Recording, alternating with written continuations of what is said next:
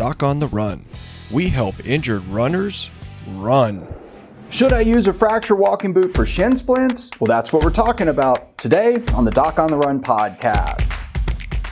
If you're checking out this episode, you probably have shin splints, and I'm guessing you're also a runner. Well, if you're a runner and you have shin splints, you probably ought to check out the masterclass on shin splints, where I'll go through a presentation. I'll actually show you all of the things you really need to understand if you're a runner who's been told that you have shin splints, or you suspect you have shin splints, or one of your running buddies thinks you might have shin splints. It'll really help you understand what to do right now to help you get back to running quicker. So let's cue up the theme song, and then we'll get straight into today's episode.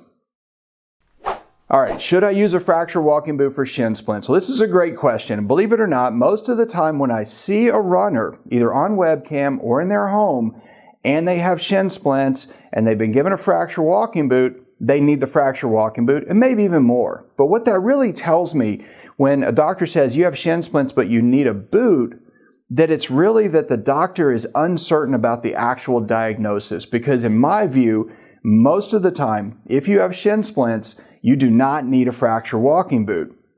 However, if we're not sure if you have shin splints, if we think maybe you have a tibial stress fracture or something a bit more serious, then the doctor might give you a fracture walking boot.